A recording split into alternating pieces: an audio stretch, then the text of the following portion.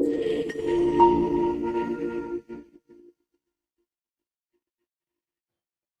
Number 4, जैसा कि आप देख पा रहे हो उसमें सीक्वेंस दी गई है जो कि एपी के फॉर्म में है। हमें फाइंड करनी है कि इस सीक्वेंस का कौन सा पद 78 है। यदि आप इस सीक्वेंस को ध्यान से देखोगे तो आप पाओगे कि इस सीक्वेंस में फर्स्ट टर्म के फॉर्म में 3 दी हुई है। इसका मतलब यह हुआ कि ए की वैल्यू हो जाएगी 3। अब हम लोग इसे नोट कर लेते हैं।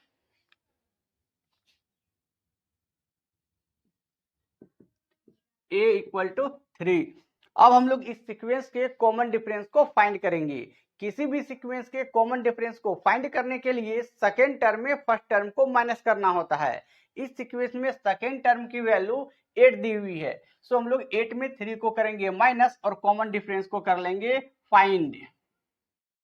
तो d इक्वल टू 8 माइनस 3, तो d की वैल्यू हो जाएगी 5। क्योंकि क्वेश्चन में बोला जा रहा है कि कौन सा टर्म 78 है, हम लोग सपोज कर लेते हैं कि nth टर्म 78 है, दैट इज an की वैल्यू हो जाएगी 78।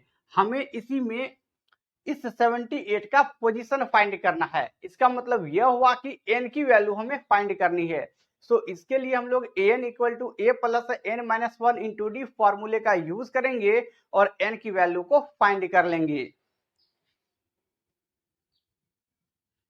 Since an equal to a plus n minus 1 into d, an की वैल्यू दी हुई है 78 इक्वल टू a की वैल्यू दी हुई है 3 plus n minus 1 into d की वैल्यू हम लोगों ने फाइंड किया 5।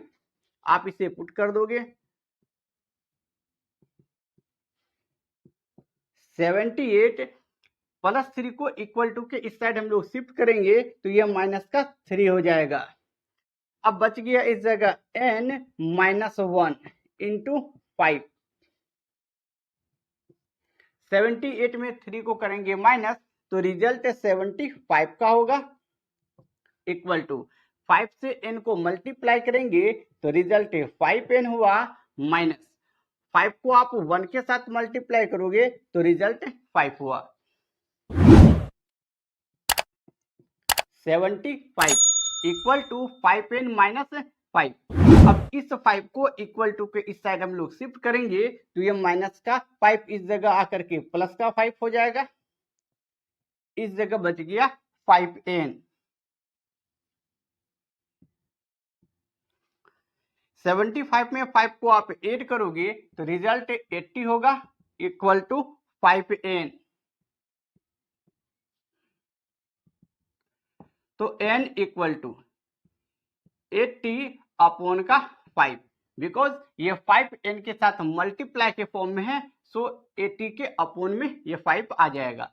अब आप इस 5 से इस 80 को कैंसिल करोगे तो ये 16 राउंड में कैंसिल होंगे, that is n equal to 16। इसका मतलब यह हुआ कि 16वां टर्म 78 है। इस क्वेश्चन नंबर 5 जैसा कि आप देख पा रहे हो इसमें सीक्वेंस दी गई है जो कि एपी के फॉर्म में है। हमें फाइंड करनी है कि इस सीक्वेंस में टोटल कितने टर्म है, अर्थात n की वैल्यू हमें फाइंड करनी है। अब हम लोग मूव करते हैं क्वेश्चन नंबर 5 के 1 की ओर। क्वेश्चन नंबर 5 के 1 में जो सीक्वेंस दी गई है, यदि आप इस सीक्वेंस को ध्यान से देखोगे तो आप पाओगे कि इस सीक्वेंस में फर्स्ट टर्म की वैल्यू 7 है। इसका मतलब यह हुआ कि a की वैल्यू हो जाएगी 7। अब आप इसे नोट कर लोगे a इक्वल टू 7। अब हम लोग इस सीक्वेंस की कॉमन डिफरेंस को फाइंड करेंगे। तो d इक्वल टू किसी भी सीक्वेंस के कॉमन डिफरेंस को फाइंड करने के लिए सेकेंड टर्म में फर्स्ट टर्म को माइनस करना होता है। तो इस सीक्वेंस में सेकेंड टर्म की वैल्यू 13 दी हुई है, तो आप लिखोगे 13, इसमें हम लोग माइनस करेंगे फर्स्ट टर्म की वैल्यू दैट इज 7। तो इस प्रकार d की वैल्यू हो जाएगी 6। इस सीक्वेंस के लास्ट टर्म की वैल्यू दी हुई है 205। इसका मतलब यह हुआ कि an की वैल्यू हो जाएगी 205, क्योंकि लास्ट टर्म की जो वैल्यू होती है वो an की वैल्यू होती है। तो an इक्वल टू 205। अब हम लोग इस क्वेश्चन को सॉल्व करने के लिए an equal to a plus n minus one into d फॉर्मूले का यूज करेंगे और n की वैल्यू को फाइंड कर लेंगे। तो an equal to a plus n minus one into d, n की वैल्यू दी हुई है 205 इक्वल टू ए की वैल्यू है 7 प्लस एन माइनस वन को हम लोग एज इट इज रहने देंगे इंटू डी की वैल्यू हम लोगों ने जस्ट फाइंड किया 6, 205 प्लस 7 को इक्वल टू के इस साइड शिफ्ट करोगे तो ये माइनस का 7 होगा। इस जगह n minus one into 6 as it is रहने देंगे। जैसे आप 205 में 7 को माइनस करोगे तो रिजल्ट 198 होगा।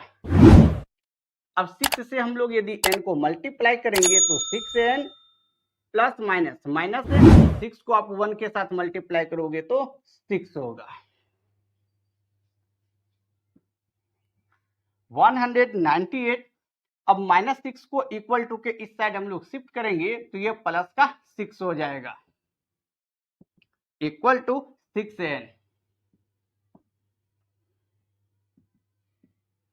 198 में आप 6 को ऐड करोगे तो रिजल्ट 204 दैट इज 204 होगा इक्वल टू 6n।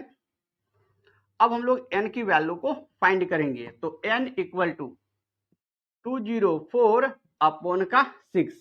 अब हम लोग 204 में 6 से डिवाइड करेंगे तो रिजल्ट 34 होगा। इसको आप कैंसिल कर दोगे 34 राउंड में, that is n equal to 34।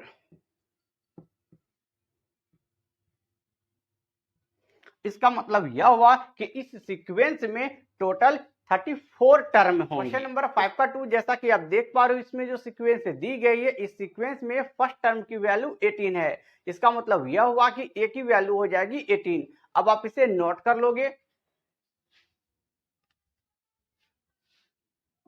a equal to 18। अब हम लोग इस सीक्वेंस के कॉमन डिफरेंस को फाइंड करेंगे। तो किसी भी सीक्वेंस के कॉमन डिफरेंस को फाइंड करने के लिए सेकेंड टर्म में फर्स्ट टर्म को माइनस करना होता है।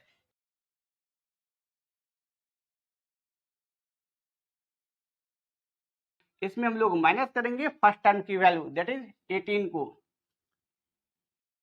क्योंकि यह वैल्यू इम्प्रॉपर फ्रैक्शन के फॉर्म में दी हुई है इसलिए इस वैल्यू को हम लोग प्रॉपर फ्रैक्शन में कन्वर्ट कर लेंगे। सो इसके लिए इस 2 से इस 15 को करेंगे मल्टीप्लाई तो रिजल्ट 30 होगा। उस 30 में इस 1 को ऐड कर दोगे तो रिजल्ट 31 हुआ। अपॉन में ये वाले 2 को हम लोग लिख देते हैं -18 अपॉन 1। 2 1 का एलसीएम लोगे तो रिजल्ट 2 होगा। इस 2 में इस 2 से करेंगे डिवाइड तो रिजल्ट 1 हुआ। उस 1 को आप 31 के साथ करोगे मल्टीप्लाई तो रिजल्ट 31 होगा माइनस। अब इस 2 में इस 1 से करेंगे डिवाइड तो रिजल्ट 2 हुआ। उस 2 से आप 18 को मल्टीप्लाई करोगे तो रिजल्ट 36 होगा। 31 माइनस 36 इसे आप यदि सॉल्व करोगे तो रिजल्ट -5 अपॉन 2 होगा। तो इस प्रकार d की वैल्यू हो जाएगी -5 upon 2।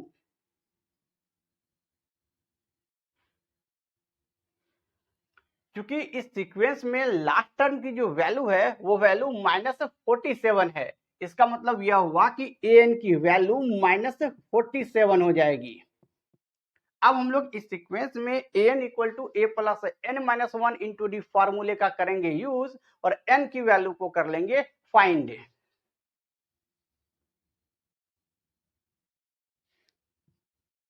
Since an equal to a plus n minus one into D,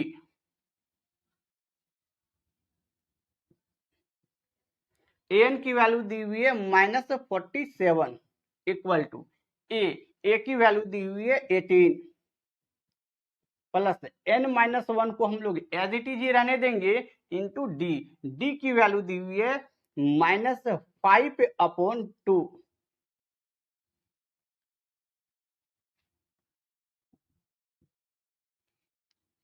minus का 47 प्लस 18 को आप इक्वल टू के इस साइड शिफ्ट करोगे तो यह माइनस का 18 हो जाएगा, इक्वल टू n-1, इसे हम लोग एज इट इज ही रहने देंगे, इंटू -5/2।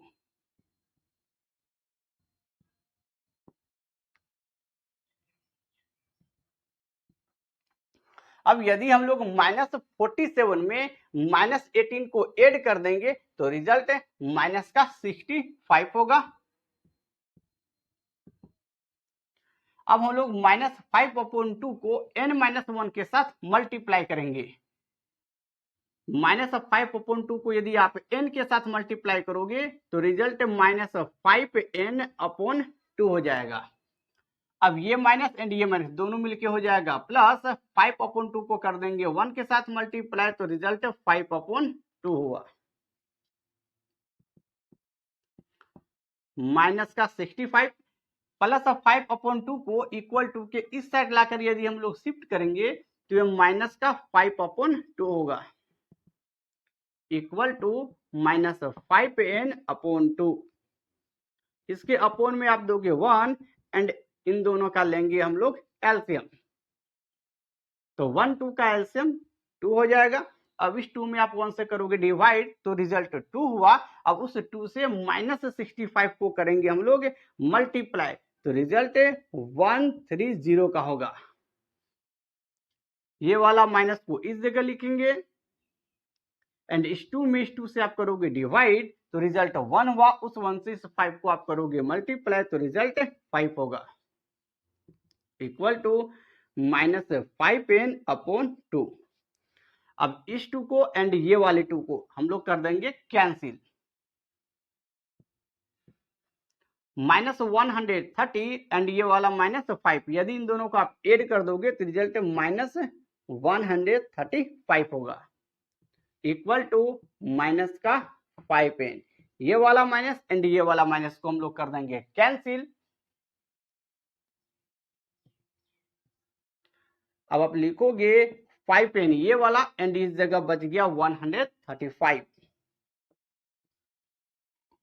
अब हम लोग इस 5 से 135 को करेंगे कैंसिल, तो n इक्वल टू 135/5। इससे यदि आप इसको कैंसिल करोगे तो ये 27 राउंड में कैंसिल हो जाएंगे। इस प्रकार n की वैल्यू हो जाएगी 27, that is n equal to 27। इसका मतलब यह हुआ कि इस सीक्वेंस में टोटल 27 टर्म होंगे।